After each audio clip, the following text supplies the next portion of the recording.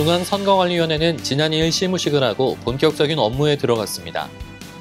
중앙선거관리위원회는 정확하고 통일된 법규 안내 서비스를 제공하기 위해 전담부서인 선거안내센터를 운영합니다.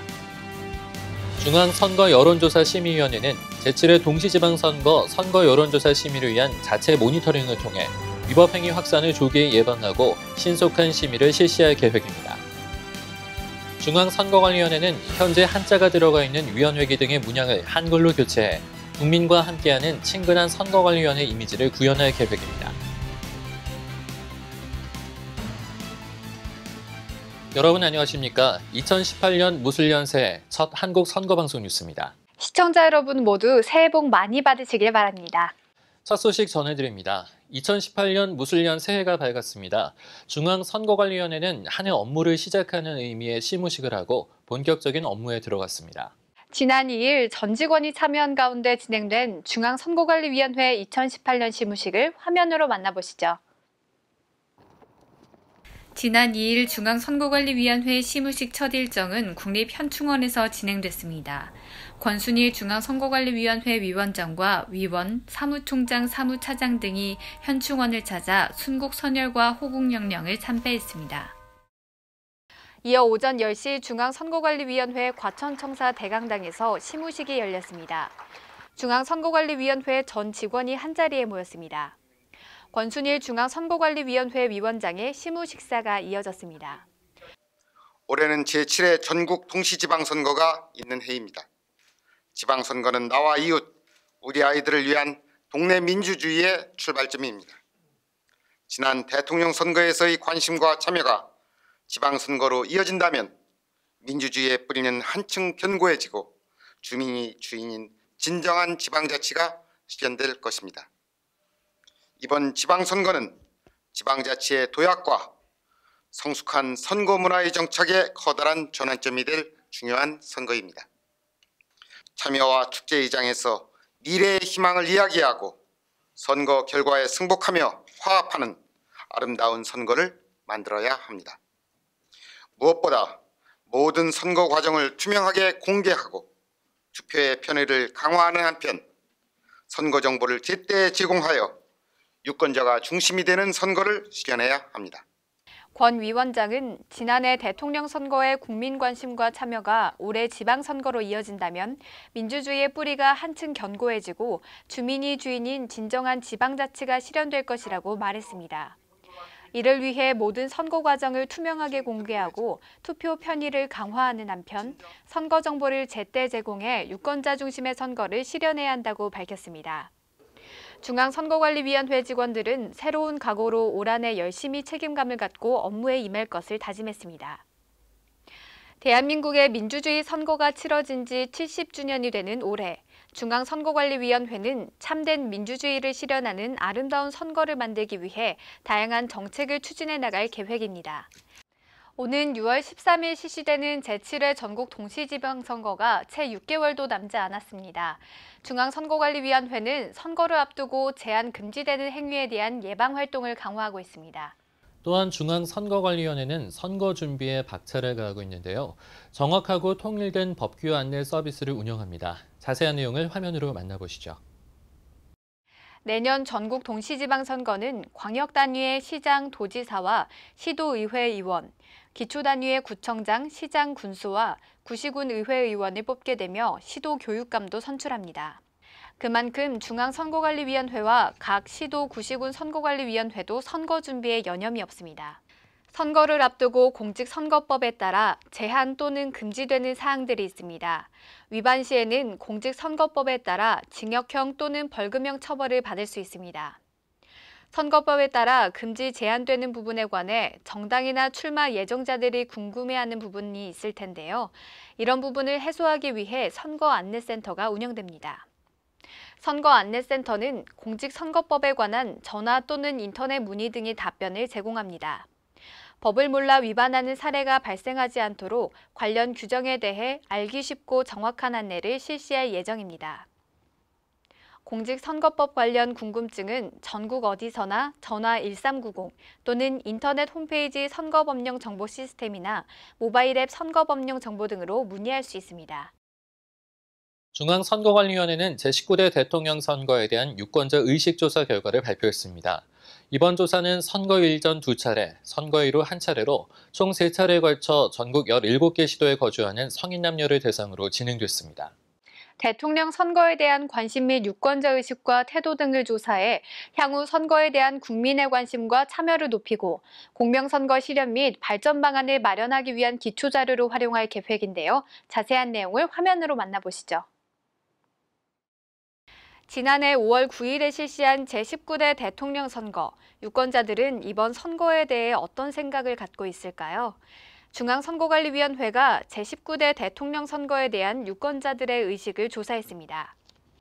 대통령 선거의 관심 및 투표 참여 행태, 선거 분위기 등에 대한 유권자의 의식과 태도를 조사해 향후 선거에 대한 국민의 관심과 참여를 높이고 공명선거 실현 및 발전 방안을 마련하기 위한 기초자료로 활용하는 데 그 목적이 있습니다. 지난해 4월 10일부터 6월 2일까지 총 3차례에 걸쳐 이뤄진 이번 조사는 전국 17개 시도 만 19세 이상 성인 남녀 4,500명이 참여했습니다. 조사 결과 유권자들은 제18대 대선보다 더 높은 관심과 투표 의향을 나타냈습니다. 특히 젊은 층의 관심과 투표 의향이 두드러진 선거였습니다. 반면 60대 이상에서는 18대 대선에 비해 관심도와 투표 의향이 다소 감소했습니다. 유권자들 10명 중 7명 이상이 자신의 한 표의 중요성을 공감해 투표 효능감이 높았습니다. 그러나 대체로 선거가 국가 전체의 미래를 결정한다고 생각하지만 일상생활과 삶의 질을 결정한다고는 생각하지 않는 것으로 나타났습니다. 공정한 선거관리에 역점을 둔 중앙선거관리위원회의 활동에 대해서도 긍정적인 평가가 높게 나타났습니다. 올해 6월 제7회 전국 동시지방 선거를 앞두고 있는 만큼 중앙선거관리위원회는 그 어느 때보다 뜻깊고 바쁜 한 해가 될 것입니다. 위원장을 포함한 전 직원들은 참된 민주주의 실현에 모든 역량을 집중할 계획인데요. 중앙선거관리위원회 직원들의 신년 각오를 들어보시죠. 지난해 대통령 선거에서 국민들께서 우리 위원회에 보내주신 높은 지지와 신뢰에 부응하고 이번 지방선거가 완벽하고 성공적으로 관리될 수 있도록 만반의 준비를 다하고 있습니다. 무엇보다도 법규, 편람, 매뉴얼 등 법과 원칙에 따른 정확한 투개표 관리와 절차 사무 각 과정의 정당 추천위원, 참관인의 적극적인 참여를 유도하는 등 절차 사무의 정확성과 공정성을 더 한층 강화하기 위하여 노력하고 있습니다.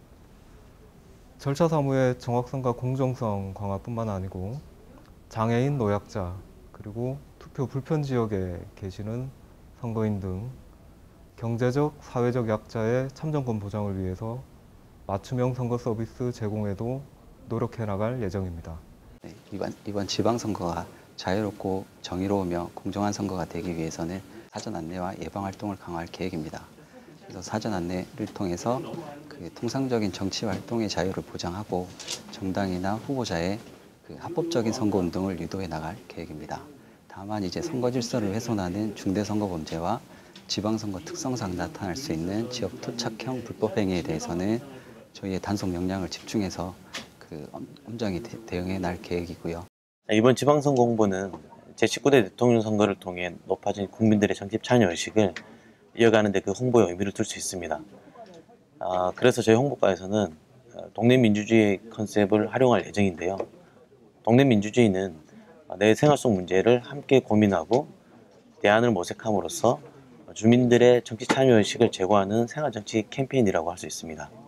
다양한 사업을 주민들이 좀 더 쉽고 재미있게 즐길 수 있고 그리고 함께 공유할 수 있게끔 여러 적재적소에서 홍보 사업들을 펼칠 예정입니다.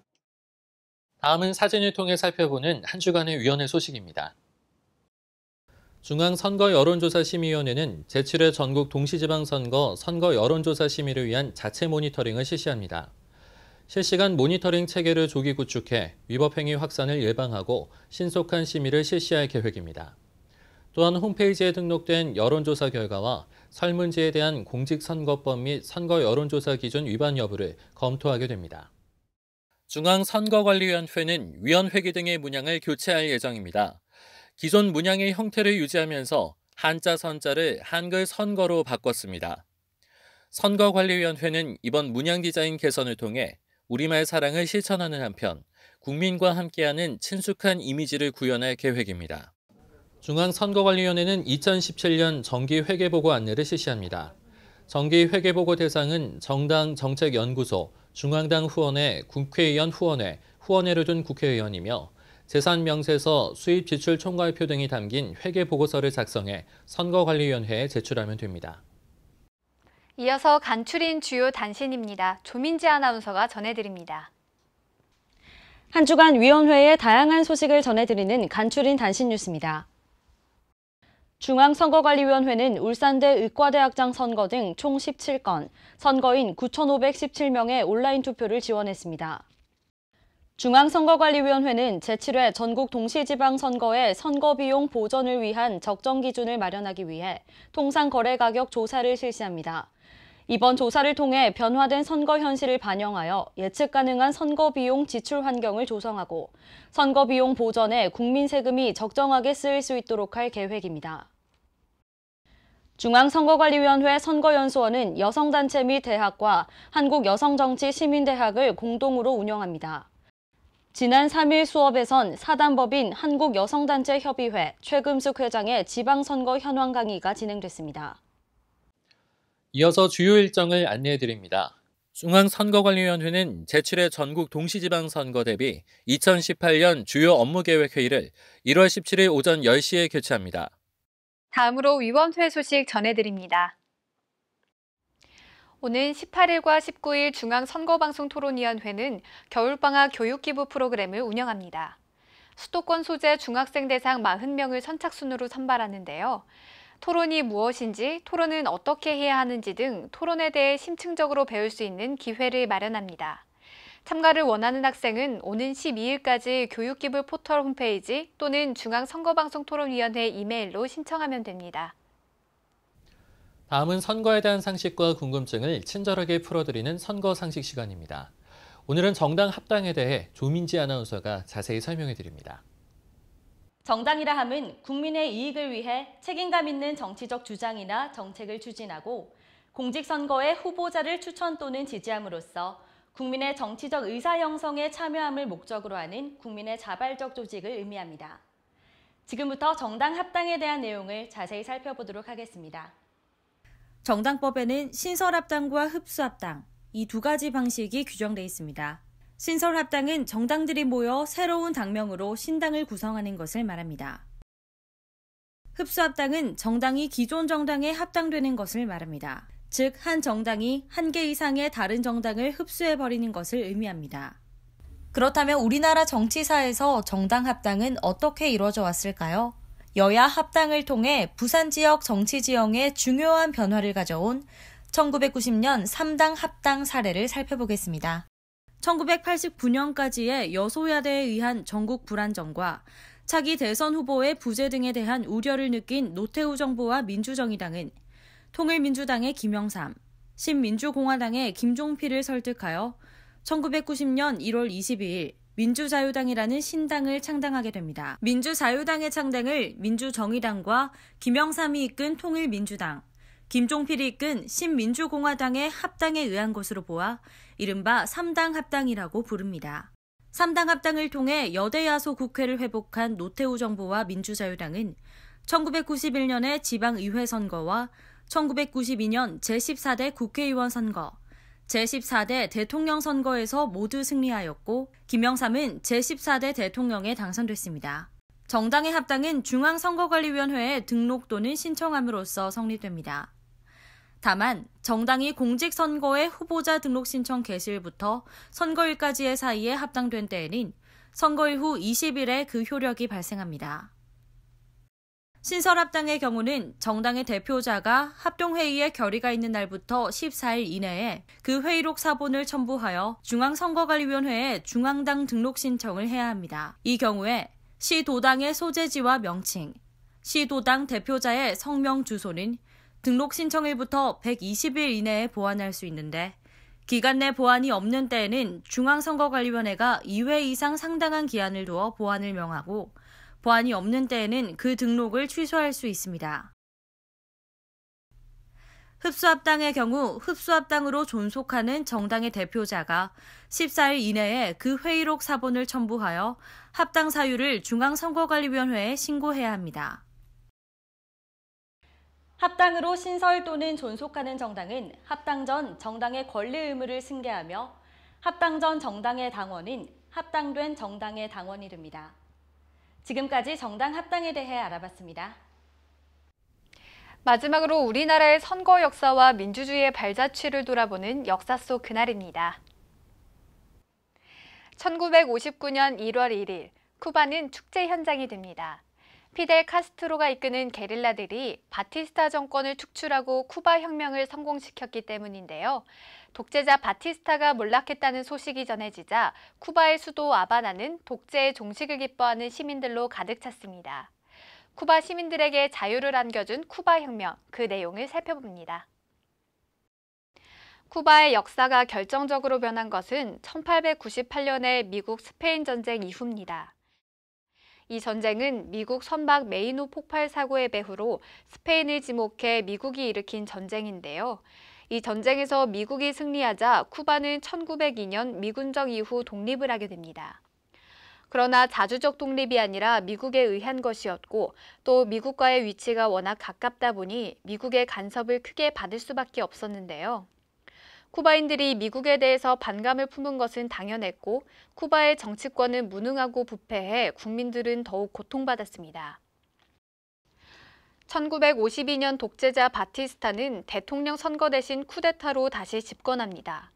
당시 대통령 후보로 나섰던 26살의 젊은 변호사 피델 카스트로는 1953년 7월 26일 135명의 동지와 함께 쿠바 제2의 병영 몬카타를 폭격하면서 반란을 일으켰지만 실패해 구속된 후 석방돼 멕시코로 망명하게 됩니다.